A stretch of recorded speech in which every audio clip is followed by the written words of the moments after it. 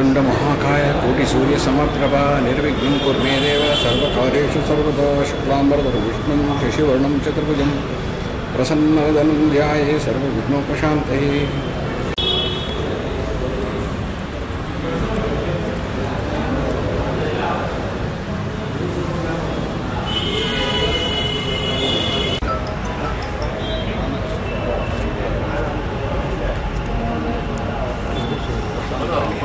ಸಿಂಹದ ತಗೊಳ್ಳಿ ಅವರು ಸಿಂಹದ ಗ್ರೂಪ್ ಸರ್ ಬನ್ನಿ ಹರೀಶ್ ಸರ್.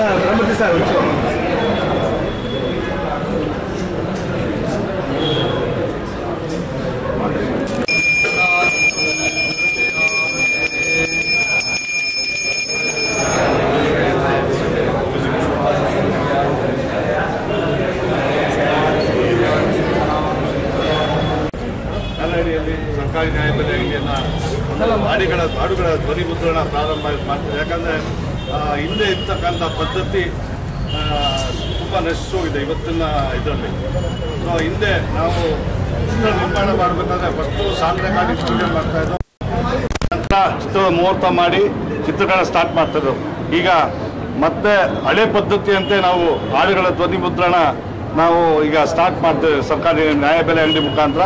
ಯಾಕಂದರೆ ಚಿತ್ರರಂಗದ ಒಂದು ಏನು ಹಿಂದೆ ಪದ್ಧತಿ ನಡೀತಾ ಬಂತು, ಆ ಪದ್ಧತಿ ಎಲ್ಲರೂ ಒಂದು ಫಾಲೋ ಮಾಡಲಿ ಅನ್ನೋ ಆಸೆ ನಮ್ಮದು.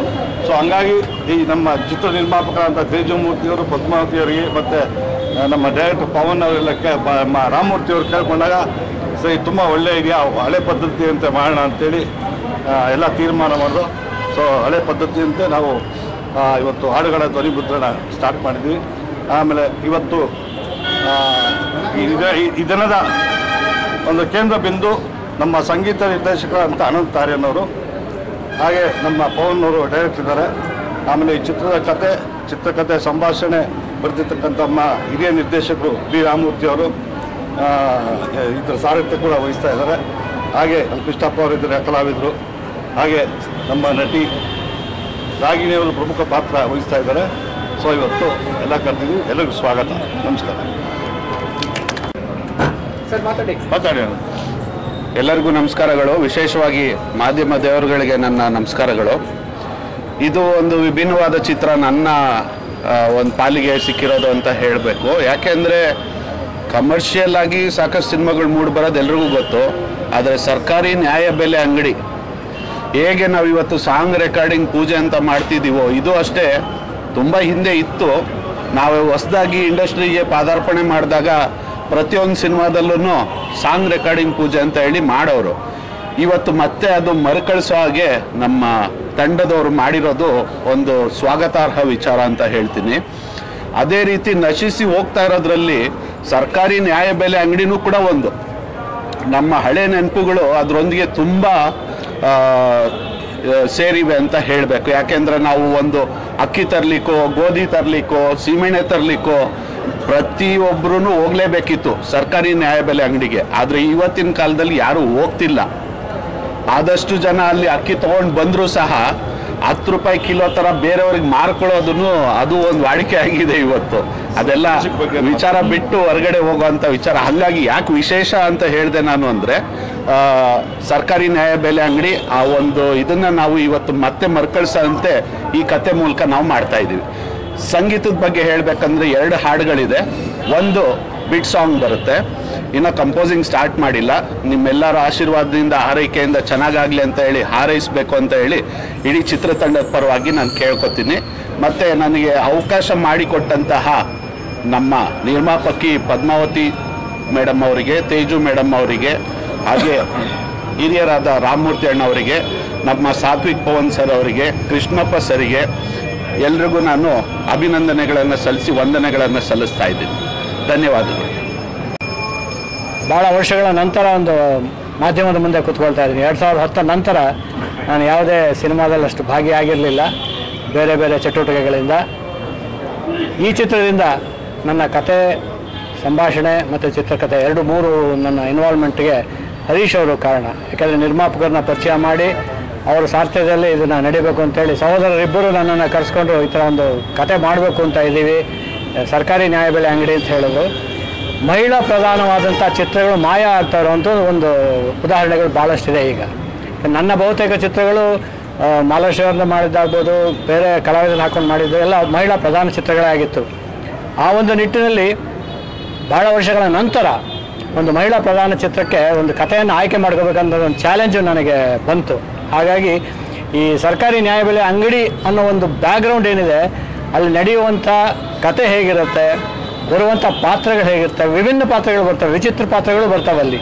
ಸೊ ಅದನ್ನು ಸರಿಯಾಗಿ ತೂಗಿಸ್ಕೊಂಡಂಥ ಒಂದು ಆ ಮಹಿಳೆ ಎರಡನ್ನೂ ಬ್ಯಾಲೆನ್ಸ್ ಮಾಡಬೇಕು. ಕುಟುಂಬ ಮತ್ತು ಗಿರಾಕಿಗಳು, ಬರುವಂಥ ಕಸ್ಟಮರ್ಸ್ನ ಎರಡನ್ನೂ ಬ್ಯಾಲೆನ್ಸ್ ಮಾಡ್ಕೊಂಡು ಹೋಗುವಾಗ ಜೀವನದಲ್ಲಿ ಏನು ಏರ್ಪೇರುಗಳಾಗುತ್ತವೆ, ಆಗುವಂಥ ನ್ಯಾಯ ಅನ್ಯಾಯಗಳ ವಿಶ್ಲೇಷಣೆಗಳು ಇವೆಲ್ಲವೂ ಅದರಲ್ಲಿ ಕೂಡಿ ಒಂದು ಫ್ಯಾಮಿಲಿ ಪ್ಯಾಕೇಜ್ ಅಂತ ಹೇಳ್ಬೋದು. ಒಂದು ಎಮೋಷ್ನಲ್ ಚಿತ್ರ ಆಗುತ್ತೆ. ಕೊನೆಯಲ್ಲಿ ಹೊರಗೆ ಬರುವಾಗ ಕಣ್ಣಾಲಿಗಳಲ್ಲಿ ನೀರು ಬಂದು ಇಂಥ ಒಂದು ಚಿತ್ರ ನಮ್ಮ ಮಾಯ ಆಗಿತ್ತಲ್ಲ ಅಂತ ಅನ್ನಿಸ್ಬೇಕು. ಆ ಥರ ಒಂದು ಚಿತ್ರವನ್ನು ನಾವು ಮಾಡೋಕ್ಕೆ ಹೊರಟಿದ್ದೀವಿ.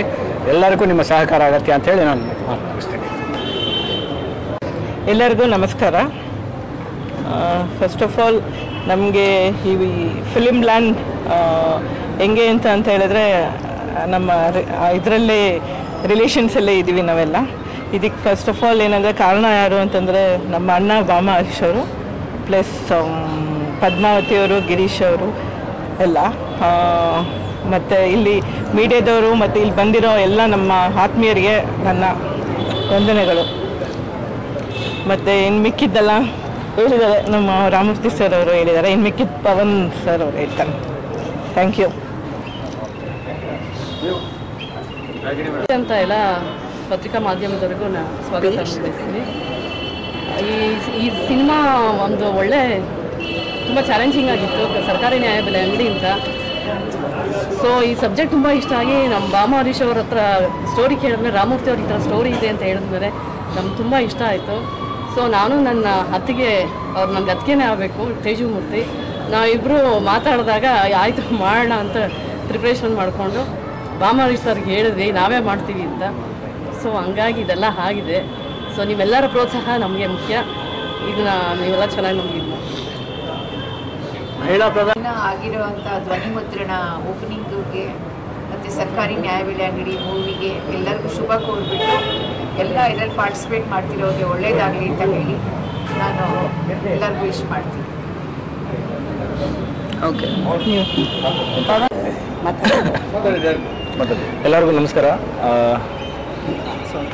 ಇದು ನನ್ನ 2ನೇ ಸಿನಿಮಾ. ಇದಕ್ಕಿಂತ ಹಿಂದೆ ನಾನು ತಾಯವ ಅಂತ ಸಿನಿಮಾ ಮಾಡಿದ್ದೆ. ಸೊ ಇದು ನನ್ನ 2ನೇ ಸಿನಿಮಾ. ಅದೇ ಈ ಸಿನಿಮಾ ಮಾಡೋಕ್ಕೆ ಕಾರಣ ಹರೀಶ್ ಅಣ್ಣ ಮತ್ತು ರಾಮಮೂರ್ತಿ ಸರ್, ಆಮೇಲೆ ನಮ್ಮ ಪ್ರೊಡ್ಯೂಸರ್ಸು ಎಲ್ಲರೂ ಸೇರಿ ಈ ಸಿನಿಮಾ ನೀನು ಮಾಡಬೇಕು, ನೀನು ಡೈರೆಕ್ಷನ್ ಮಾಡು ಅಂತ ಹೇಳಿದ್ರು. ಆಮೇಲೆ ರಾಮಮೂರ್ತಿ ಸರ್ ಸ್ಕ್ರಿಪ್ಟನ್ನ ನಾನು ಡೈರೆಕ್ಟ್ ಮಾಡೋದು ನನ್ನ ಭಾಗ್ಯ ಅದು ಆ್ಯಕ್ಚುಲಿ. ಆಮೇಲೆ ರಾಗಿಣಿ ಮೇಡಮ್ನ, ಆಮೇಲೆ ನಮ್ಮ ಸಬ್ಜೆಕ್ಟ್ಗೆ ಹೀರೋಯಿನ್ ಆಗಿ ಮಾಡ್ಕೊಳ್ಳೋ ಒಂದು ದೊಡ್ಡ ವಿಷಯ ಅದು ಆ್ಯಕ್ಚುಲಿ. ಈ ಥರ ಸಬ್ಜೆಕ್ಟ್ ಅವ್ರು ಯಾವತ್ತೂ ಮಾಡಿಲ್ಲ. ಸೊ ಇದೊಂದು ಇದೊಂದು ಬ್ರಿಡ್ಜ್ ಮೂವಿ ಇದು. ಸೊ ಈ ಸಬ್ಜೆಕ್ಟ್ ಅವರು ಮಾಡ್ತಾರೆ ಇಲ್ಲ ಅನ್ನೋದು ನನಗೂ ಒಂದು ಒಪ್ಕೋತಾರೆ ಇಲ್ಲ ಅಂತ ಅಂದ್ಕೊಂಡಿದ್ದೆ. ಬಟ್ ಒಪ್ಕೊಂಡ್ರು. ಅವರು ತುಂಬ ಸಪೋರ್ಟಿವ್ ಆಗಿದ್ದಾರೆ ಈ ಪಾತ್ರ ಮಾಡೋದಕ್ಕೆ. ಕಾಸ್ಟ್ಯೂಮ್ ವಿಷಯದಲ್ಲಾಗಲಿ ಪ್ರತಿಯೊಂದು ವಿಷಯದಲ್ಲೂ ಅವರು ಡಿಸ್ಕಸ್ ಮಾಡಿ ಮಾಡೋಣ ಅಂತ ಎಲ್ಲ ತುಂಬ ಸಪೋರ್ಟ್ ಮಾಡಿದ್ದಾರೆ ಅಷ್ಟೇ. ಇನ್ನೇನು ಈ ಆ್ಯಕ್ಚುಲಿ ಸಾಂಗ್ ರೆಕಾರ್ಡಿಂಗ್ ಪೂಜೆ. ಸೊ ನೆಕ್ಸ್ಟ್ ಮುಹೂರ್ತ ಟೈಮಲ್ಲಿ ಮಾತಾಡೋಣ. ಶೂಟಿಂಗ್ ಅದು ಏಪ್ರಿಲ್ ಅಂತ ಅಂದ್ಕೊಂಡಿದ್ವಿ, ಮಾರ್ಚ್ ಅಲ್ಲ ಏಪ್ರಿಲ್ ಅಂತ. ಅದೇ ಇಲ್ಲೇ ಸುತ್ತಮುತ್ತ ಬೆಂಗಳೂರು ಸಿಟಿ, ಒಂದು ಸ್ವಲ್ಪ ಹಳ್ಳಿನೂ ಇದೆ. ಸೊ ಇನ್ನೂ ಪ್ಲ್ಯಾನ್ ಆಗಿಲ್ಲ, ಲೊಕೇಶನ್ಸ್ ನೋಡ್ತಾ ಇದ್ದೀವಲ್ಲ. Thank you. ಅವ್ರು ಏನಾಗಿದ್ದಾರೆ ಇವತ್ತು ಪಡಿತರ ಒಂದು ಮಾಲೀಕರದ್ದು ಒಂದು ಸಂಘದ ಅಧ್ಯಕ್ಷ ಏನಿದ್ದಾರೆ ಆ ಪಾತ್ರ ಕೃಷ್ಣಪ್ಪ ಅವರೇ ಈ ಚಿತ್ರ ನಿರ್ವಹಿಸ್ತಾ ಇದ್ದಾರೆ. ಸೊ ಅವರು ಈ ಒಂದು ಹಾಡುಗಳ ಧ್ವನಿಮುದ್ರಣದ ಬಗ್ಗೆ ಮಾತಾಡ್ತಾರೆ. ಮುಂದೆ ಅವ್ರ ಪಾತ್ರದ ಬಗ್ಗೆ ರಾಗಿಣಿಯವರಾಗಲಿ ಅವರಾಗಲಿ ಮುಂದೆ ಶೂಟಿಂಗ್ ಪೂಜೆಗೆ ತಮಗೆಲ್ಲ ಕರಿತೀವಿ, ಖಂಡಿತವಾಗ್ಲೂ ಹೇಳ್ತಾರೆ. ಎಲ್ಲ ಮಾಧ್ಯಮ ಸ್ನೇಹಿತರೆ, ವೇದಿಕೆ ಮೇಲಿರುವ ಎಲ್ಲ ಗಣ್ಯರೇ ಮತ್ತು ಭಾಮಾ ಹರೀಶ್ ಅವರೇ, ನಮ್ಮ ಕೊಲೀಗ್ಸ್ ಪ್ರೀತಿ ಪದ್ಮಾವತಿ ಚಂದ್ರಶೇಖರ್ ಅವರೇ, ತೇಜು ಮೂರ್ತಿಯವರೇ, ಇವತ್ತಿನ ದಿನ ರಾಮಮೂರ್ತಿ ಸಾಹೇಬರಾಗಲೇ ಹೇಳಿದ್ದಾರೆ. ಇವತ್ತೇನು ಹಿಂದೆ ಇದ್ದಂಥ ಸರ್ಕಾರಿ ನ್ಯಾಯಬೆಲೆ ಅಂಗಡಿಲಿ ಎಷ್ಟೆಷ್ಟು ಸವಲತ್ತು ಸಿಗ್ತಾ ಇತ್ತು, ಇವತ್ತು ಏನಾಗಿದೆ ಸರ್ಕಾರಿ ನ್ಯಾಯಬೆಲೆ ಅಂಗಡಿಲಿ ಅನ್ನೋದನ್ನ ಸುಮಾರು ರಾಜ್ಯ ಸರ್ಕಾರ, ಕೇಂದ್ರ ಸರ್ಕಾರ ಸುಮಾರು 5 ಕೋಟಿ ಜನಕ್ಕೆ ಆಹಾರ ಪದಾರ್ಥನ ವಿತರಣೆ ಮಾಡ್ತಾರೆ. ಅದನ್ನು ಇವತ್ತಿನ 2025ನೇ ಇಸ್ವಿನಲ್ಲಿ ಯಾವ ರೀತಿ ನಡೀತಾ ಇದೆ, ಯಾವ ರೀತಿ ವಿತರಣೆ ಆಗ್ತಾ ಇದೆ, ಯಾವ್ಯಾವ ರಾಜ್ಯದಲ್ಲಿ ಏನೇನು ಕೊಡ್ತಾ ಇದ್ದಾರೆ ಸೌಲಭ್ಯಗಳ ಕಾರ್ಡ್ದಾರರಿಗೆ ಅನ್ನೋದನ್ನ ಒಂದು ಸಿನಿಮಾ ಮಾಡ್ತಾ ಇದ್ದಾರೆ. ಆ ಸಿನಿಮಾ ಯಶಸ್ವಿ ಮಾಡಬೇಕು ಅಂತ ಭಾಮಾ ಹರೀಶ್ ಅಣ್ಣ ಮತ್ತು ನಮ್ಮ ನಿರ್ಮಾಪಕರು ರಾಮಮೂರ್ತಿ ಸಾಹೇಬರು ಒಂದು ದಿವಸ ಚರ್ಚೆ ಮಾಡಿದ್ರು. ನಾವು ಒಂದು ದಿವಸ ಈ ಕತೆ ಎಲ್ಲ ಹೇಳಿದ್ರು. ಈಗ ರಾಗಿಣಿ ಮೇಡಮ್ನವರು ಈ ಪಾತ್ರಕ್ಕೆ ಒಪ್ಪಿದ್ದಾರೆ. ತುಂಬ ಖುಷಿ ಆಗ್ತಾ ಇದೆ. ಅದರಿಂದ ಈ ಸಭೆಗೆ ಕರೆದಿದ್ರು, ಬಂದಿದ್ದೀವಿ. Thank you.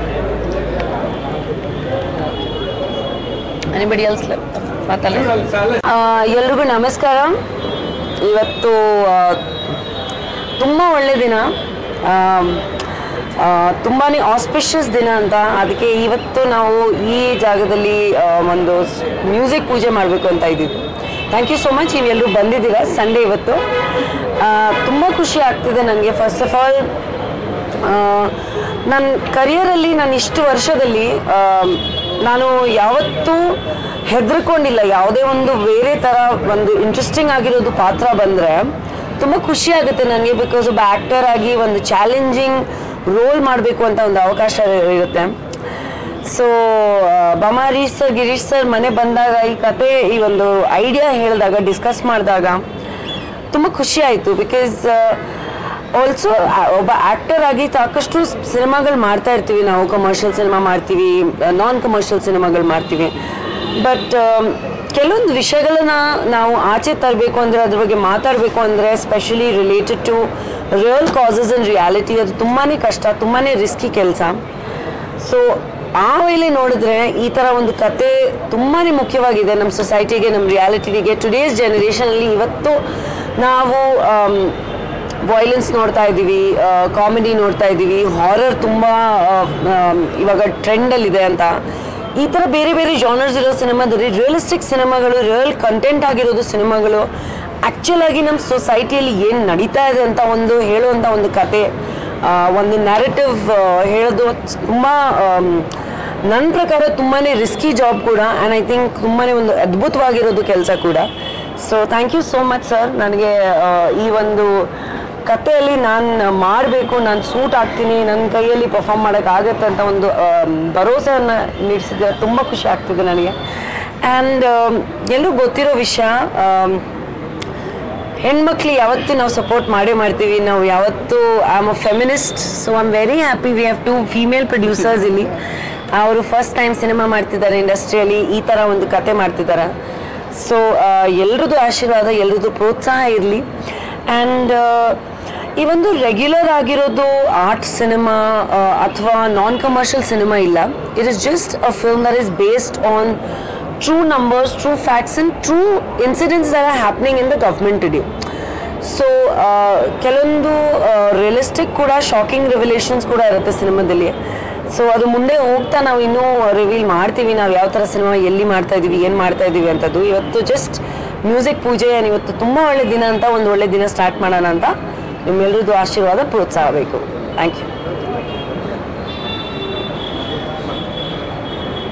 ಚಿತ್ರದ ಬಗ್ಗೆ ಸಾಕಷ್ಟು ವಿಚಾರಗಳನ್ನು ಹಂಚ್ಕೊಂಡಿದ್ದೀವಿ. ನಿಮ್ಮ ಆಶೀರ್ವಾದ, ಪ್ರೋತ್ಸಾಹ ಇರಲಿ ನಮ್ಮ ತಂಡದ ಮೇಲೆ ಅಂತ ಹೇಳಿ ಇಲ್ಲಿ ನೆರವೇರಿರುವಂಥ ಈ ಕಾರ್ಯಕ್ರಮಕ್ಕೆ ಬಂದಿರೋ ತಮ್ಮೆಲ್ರಿಗೂ ಹೃತ್ಪೂರ್ವಕ ವಂದನೆಗಳನ್ನು ತಿಳಿಸ್ತಾ ಇದ್ದೀವಿ. ಇಡೀ ತಂಡದ ಪರವಾಗಿ ವಂದನೆಗಳು. ಅದೇ ರೀತಿ ನಮ್ಮ ಕಾರ್ಯಕ್ರಮಕ್ಕೆ ಅತಿಥಿಗಳಾಗಿ ಆಗಮಿಸಿರುವಂತಹ ಗೀತಪ್ರಿಯ ಮೇಡಮ್ ಅವರಿಗೆ ನಮ್ಮ ತಂಡದಿಂದ ಒಂದು ಹೂಗುಚ್ಛವನ್ನು ನೀಡಿ ನಾವು ಸನ್ಮಾನಿಸ್ತಾ ಇದ್ದೀವಿ.